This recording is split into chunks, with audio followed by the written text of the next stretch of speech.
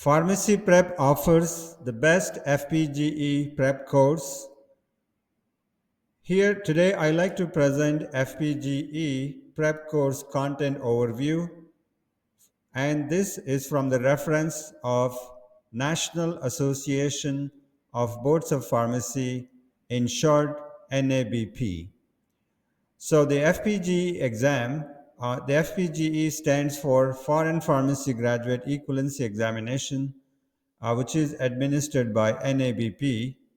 And this FPGE exam consists of 200 multiple choice questions, and that is a 4.5 hours computerized based test exam. And this exam covers 4 key pharmacy knowledge areas. That is the basic biomedical sciences, which is 10% of the exam, and then pharmaceutical sciences 33%, and social behavioral 22%, and then clinical sciences, that is 35%. And this exams question formats are, there are 3 formats of questions. The one multiple choice question format, you select one correct answer or the best answer. And the second type of question formats are multiple response question format. You select all that applies, that means all that applies correct answers. And then third format of questions can be constructed response question format, where you have to write numeric entry answers. So let's take example of each type of format of question, and let's discuss how those questions are tested. Here first, multiple choice question format with one correct answer. That is here, which of the following drug combination corresponds to the brand name Micardis HCT? A. Olmesartan hydrochlorothiazide. B. Telmisartan hydrochlorothiazide. C. Valsartan amlodipine. And D. Losartan hydrochlorothiazide. Correct answer is telmisartan hydrochlorothiazide. That's the correct answer, which is a generic combination of telmisartan. Micardis is a telmisartan and SCT for hydrochlorothiazide. Here is the next type of question format, is a multiple response question format, where you select all that applies for that question. The question is, a pharmacist reviewing a prescription for methotrexate, which counseling points should be provided? Select all that applied. A. Take folic acid to reduce side effects.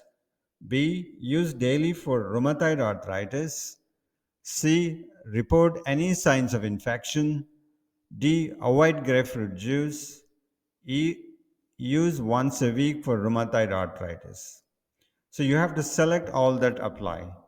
The correct responses are A, that is, take folic acid to reduce side effects, and B is totally wrong. You should never use daily for rheumatoid arthritis. And C, report any signs of infection, because methotrexate works like immunosuppressant agent, so therefore there is a potential for increasing the risk of infections. And D, there is no serious interaction with grapefruit juice, so therefore that still one can take it. E, the correct response, that is a once a week use for rheumatoid arthritis. So therefore your correct answers are A, C, and E.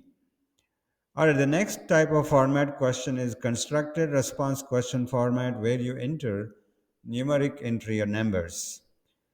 Here is the prescription written for amoxicillin 400 mg per 5 ml, and to be taken 5 ml 3 times daily for 10 days. So how many mils of suspension should be dispensed to fill this prescription? So answer must be numeric and round the nearest whole number. Correct answer is 150 mils. So these are the 3 formats of question. Next, we'll be presenting a video format of the podcast and continue with this information that covers all the content high yield points, and also the from entire contents of the 4 section, what are those most commonly tested questions are discussed in those. So continue, listen, complete video to get to know more about Welcome to the FPGE deep dive. exam If you're tuning in, preparation you're that is probably offered by looking Pharmacy Prep. squarely at the Foreign Pharmacy Graduate Equivalency Examination, the FPGEE, and that syllabus from NABP.org. Well, it's pretty big.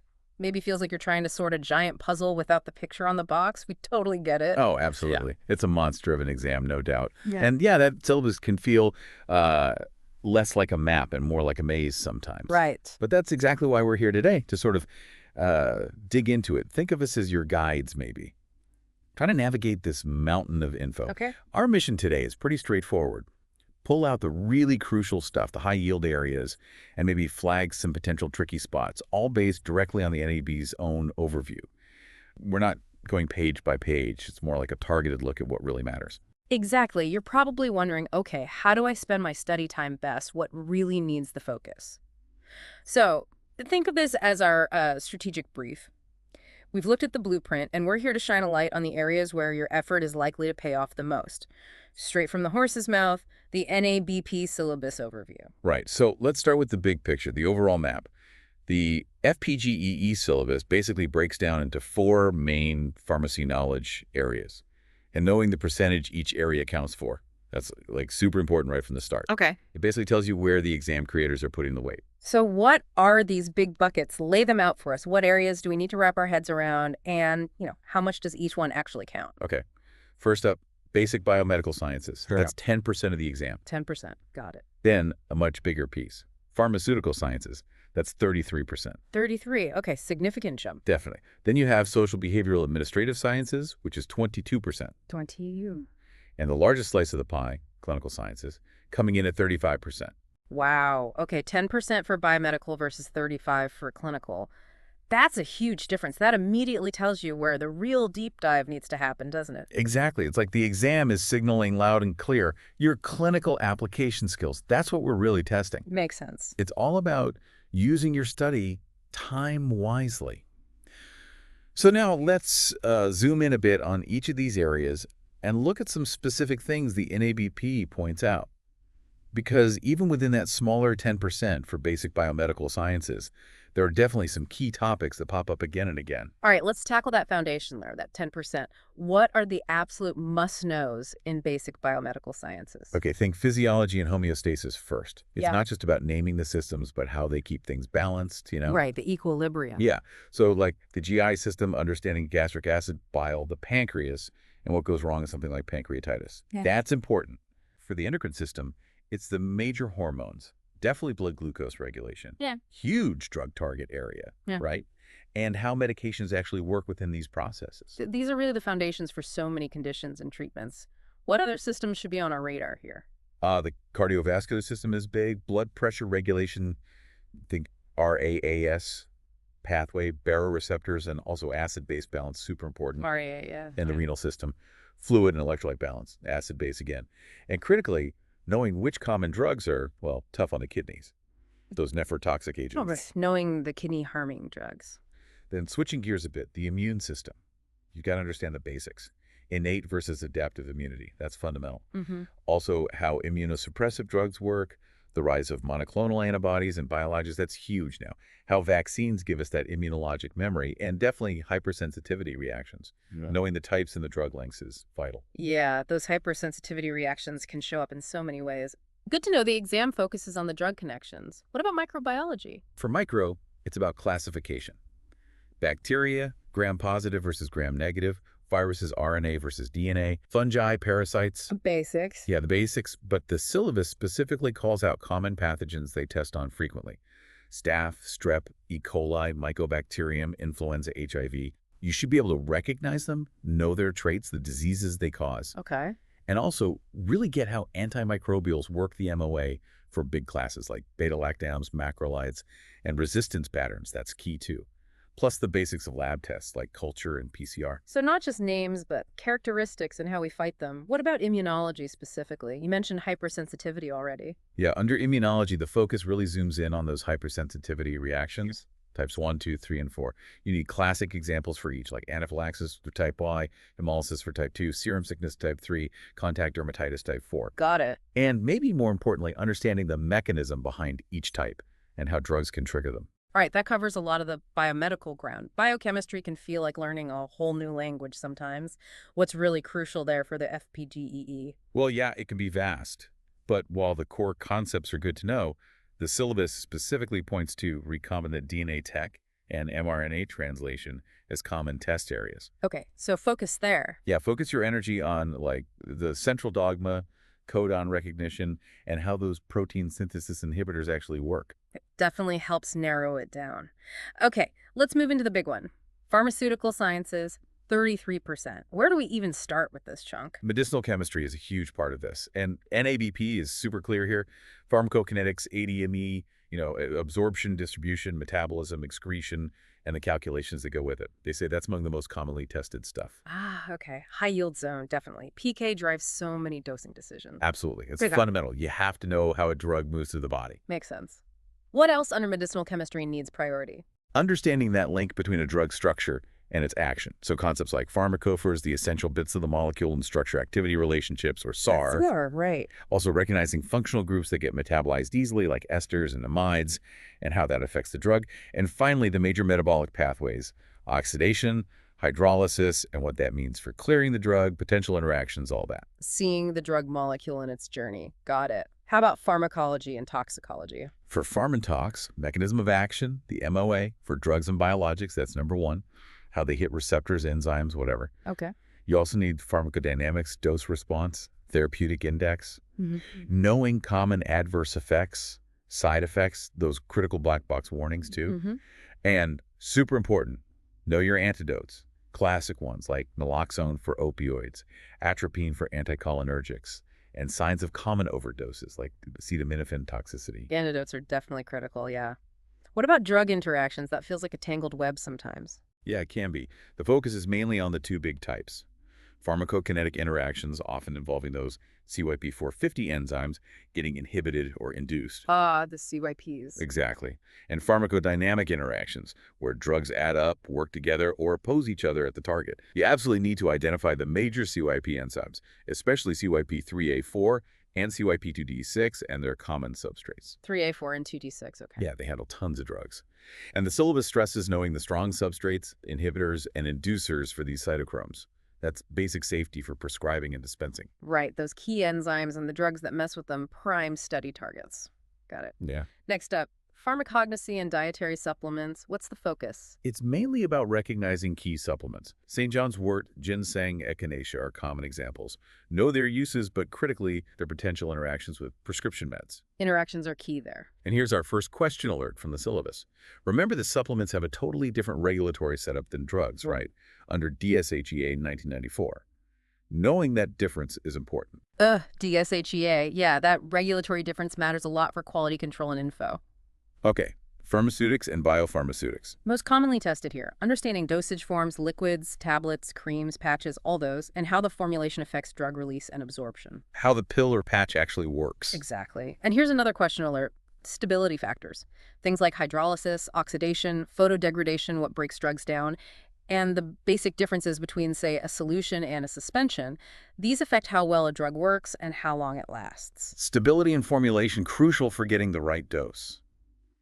Okay, pharmacokinetics gets its own section again. We hit ADME, but what's the specific FPGE angle here? Yeah, and just to hammer it home, the syllabus explicitly says those key PK parameters, Cmax, Tmax, AUC, half-life clearance, volume of distribution, steady-state concentration, are most commonly tested. The whole alphabet soup of PK. Pretty much. You need to know what they mean, how they relate, how they affect dosing. And here's a really crucial question alert. You must know how kidney or liver disease changes drug dosing and the whole PK profile. Super practical, very frequently tested. Makes total sense. Sick organs change how drugs are handled. What about pharmacogenomics? That's a field that's moving fast. Right. The focus is on how genetic differences, especially in enzymes like CYP2C19 and CYP2D6, affect how patients respond to drugs. Like poor metabolizers versus ultra-rapid ones? Exactly. It can change efficacy or increase side effect risk. The syllabus points to examples like carbamazepine, allopurinol, codeine, efavirenz, where genetics really matter. And another question alert. Know which drugs actually require genetic testing before you prescribe them. Personalized medicine right there. Good to know which ones have those strong genetic links. And finally, under pharmaceutical sciences, compounding. Yep, and surprise. Another question alert. Be confident with the math. Calculations for compounded meds, both non-sterile and sterile IVs. The calculations. Can't escape them. Nope. And you should also know the basics of the USB chapters, 795 for non-sterile and 797 for sterile compounding, to make sure things are safe and high quality. Math is non-negotiable, especially for custom meds. Okay, we made it through the big pharmaceutical sciences section. Now, moving into social behavioral administrative sciences, 22%. This covers a lot of different ground. It really does. First, healthcare delivery and public health. While knowing the U.S. system is good, the most tested bit is actually comparing the U.S. system to other developed countries. Comparing how? On things like access, costs, and health outcomes. It needs that broader comparative view. Interesting. Puts the U.S. system in context. What about population-based care and pharmacoepidemiology? Here, it's about applying study designs, cohort, case control, RCTs, to look at drug safety and effectiveness in big groups. And a question alert here. You need to be able to tell these study types apart and know their strengths and weaknesses. Understanding how we get evidence is key. The foundation of evidence-based practice. Okay, pharmacoeconomics, the money side of things. Exactly. And you have another question alert. Understand what pharmacoeconomics is evaluating: cost effectiveness, cost utility, cost benefit of treatments. And you should be able to interpret things like cost effectiveness planes and ICER's incremental cost effectiveness ratios. They pop up when comparing therapies. Analyzing the value of different treatments. Got it. Pharmacy practice management. Focus here is on the business side: pricing meds and services, inventory control methods, and how marketing a product is different from marketing a service, like MTM. The business nuts and bolts. Essential, but sometimes overlooked. Pharmacy law and regulatory affairs. Definitely critical. Absolutely crucial. You need to know the agency's FDA, DEA, USP, and what they do, the most tested part. Understanding the rules for controlled substances and OTCs, classification, dispensing, all that legal stuff. Knowing the lines you can't cross. Okay. Biostatistics and Research Design, the syllabus, calls this a must-read topic. Sounds important.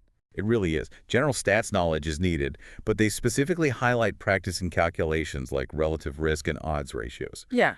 And being able to read forest plots, like from meta-analyses, this is definitely high yield within an area they flag hard. So actually doing the stats and interpreting results, not just defining terms.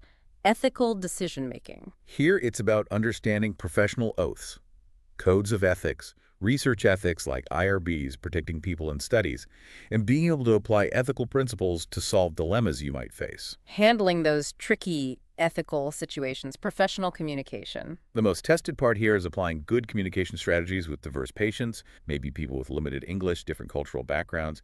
Being clear and sensitive is key. Tailoring how you talk to the patient makes sense. Social and behavioral pharmacy concepts. Focuses on applying behavior change models like the health belief model or the trans-theoretical model, the stages of change 1, to help patients make healthier choices about their meds and health.